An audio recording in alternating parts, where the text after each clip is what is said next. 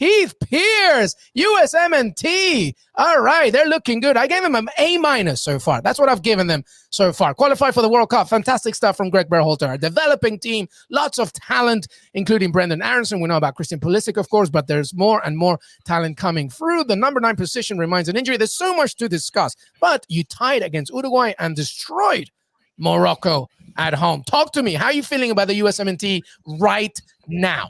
I mean, I'm a lot more excited about their potential now that I've seen them against other opponents. Granted, those were friendlies versus what we saw in World Cup qualifying, which is a grind. It's a different style of play. You kind of lose hope in the way that the team was playing. But now that they played against a more diverse type of opponent, I'm pretty excited about their ability to match up against different styles of play, their ability to withstand pressure for long periods, their ability to sort of weather difficult moments in the game.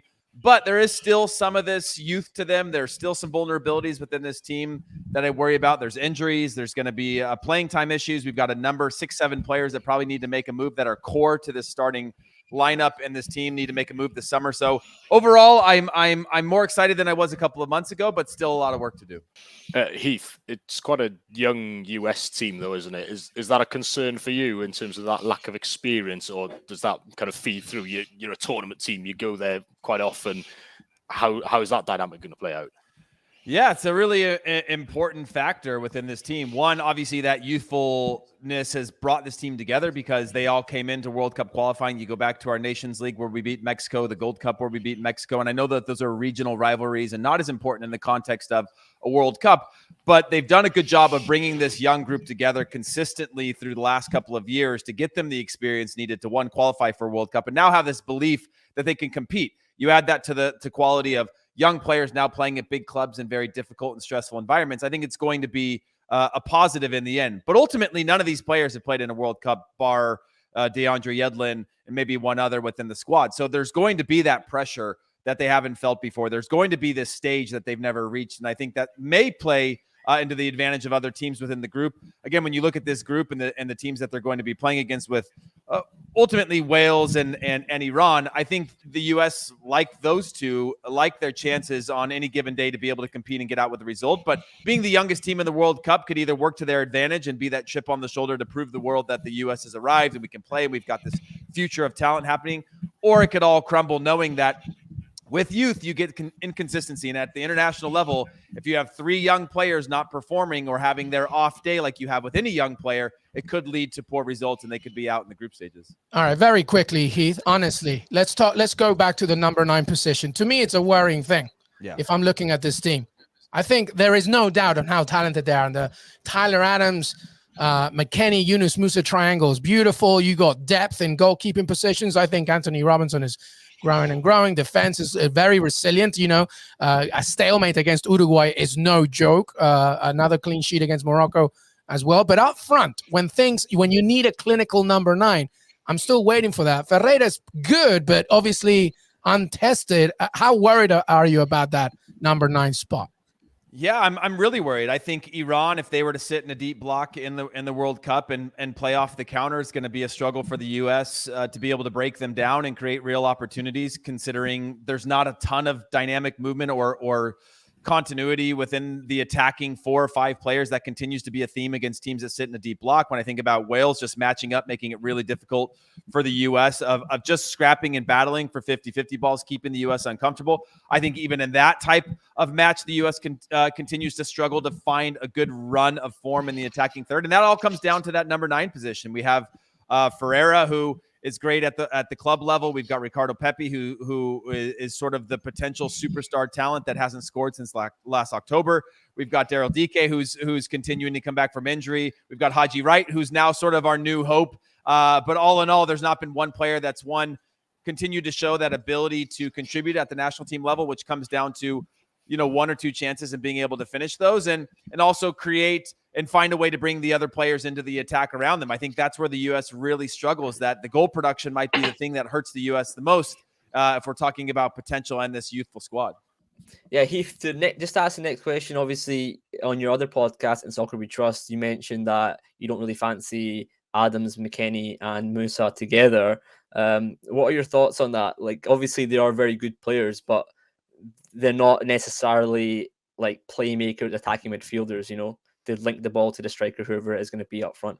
All right, of course you did your research, man. You're trying to get me in trouble and make me have to say this on another podcast about these guys, man. I'm going to lose 3 friends today. No, I mean, look, I do believe that defensively or conservatively, that is the best 3-man midfield that we have. I just think that we lack attacking output in terms of how we create things in the attack and the run of play, against the run of play. Things like that. Now, with McKennie on the field, you always have an opportunity on set pieces. He's also got that X factor that Yolo was talking about with Gareth Bale, where they can be a difference maker in big moments in the box to create things when things are really tight. But in the run of play, I think we lack that fluidity in our buildup that I think whether that's Brennan Aronson could be in that center position, maybe Gio Reyna if he comes back, but just something that can link that midfield to the attack and create a little bit more of that creative, dynamic movements, take a little bit more of that risk going forward. Now, having said that, when you go into a World Cup and you're in your first game, that's very different group play than your second game in terms of the risks and how those results are. Playing out a group is very different than qualifying over 14 games or playing in a friendly match. And so that's going to come into that factor as well. But when I look at the sample size that we've had throughout World Cup qualifying, when we build the roster, you look at Musah, McKennie, and Adams, you go, those are the first 3 you need to have on the field because they're consistent. They're not going to have the highs and lows. They play well off of each other. But now when you're looking at advancing this national team, how are we going to be more dangerous in the attack, addressing some of these weaknesses and vulnerabilities that we have? That's certainly one of the areas that I think, is that the right thing? And I don't know whether you take off Musah because he's so good at advancing the ball forward, but isn't great in the final third or linking play. McKennie, who's also fantastic at that, at moving the ball forward, but none of them really, like you mentioned, Arya, being that number 10 or that attacking midfielder or that person who's willing to take those risks or cheat a little bit more forward. So it's something that I worry about in terms of our goal production. And if we're going to try to play for draws or play for a point, that's fine in certain circumstances. But at a certain point, we're going to have to take more risk and put a more attacking-minded player on the field. And I prefer that, at least now in these run-up games, just to see what we have, because we've gone consistently with MMA, as we call them, and haven't had a chance to have a different look. Quick question, Heath, on Christian Pulisic. How concerned are you at the kind of maybe lack of game time or the lack of consistency, also in terms of, you know, the position he gets picked at Chelsea and how that affects him for the US national team? Because obviously he's quite a key player. Yeah, Pulisic is an interesting one, obviously. When he tends to get his form back when he comes into the national team, so I'm not worried about that. But now we're seeing a little bit of a different Christian Pulisic. He's got a little bit of anger to him right now. You know, he's a little angry. He's going to social media a little bit more. He's a little bit more aggressive towards referees and opponents. And he's kind of got this kind of me against the world type of attitude. Thoughts on that comment, Heath, that the American about he wanted more Americans in the Morocco game. What do you think of that? Yeah, that one I think got pulled out of proportion because obviously there's a lot of Moroccan Americans there that are just as American as everybody else, and I don't think it was so much. Yeah, he didn't.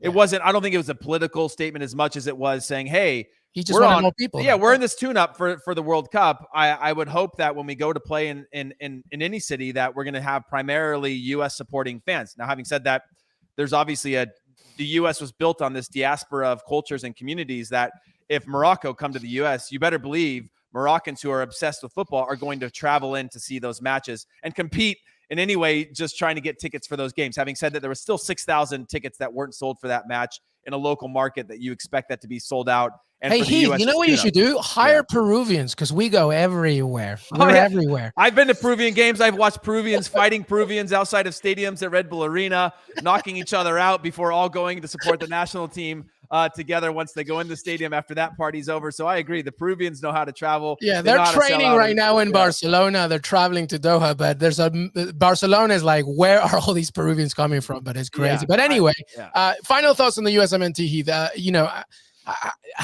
Preparations between now and the end of November. How important is it for, Brendan Aronson is now going to be in the Premier League. We're talking about a goalkeeper, 18-year-old goalkeeper, Gaga Slonina, who might be going to Real Madrid. There's a lot of excitement as we head into next season. Is that a focus for you now as well, to get more minutes for these people, for these players, not just in MLS, but also in Europe? Yeah, I think that's the number one factor, right? We have a goalkeeper issue where we've got Matt Turner going to Arsenal. He will definitely be the number 2 there. If Zach Steffen stays at City, he'll be the number 2. Sean Johnson just got an appearance finally. He's going to be playing consistently at NYCFC. And then you got Gaga Slonina, who's also going to not be playing. So there's a number of, and that's just the theme at goalkeeper position. Now, if you look across the board from Tyler Adams to Weston McKennie to a number of these players that are pushing themselves to play at the highest level, the risk of that is not playing. And now we have this window. Hopefully this transfer window cleans up some of that, where we have the majority of our players coming into form. Now, if Christian Pulisic is in and out of Chelsea, I still think he's going to be a starter. If you have other players on the field, they'll still be starters. Timo Weah is a player that needs to be playing consistent minutes. So I think playing time is the theme. We have a window of time that we can clean all of that up, but it'll certainly be a really alarming thing if we're in the same situation now come World Cup time.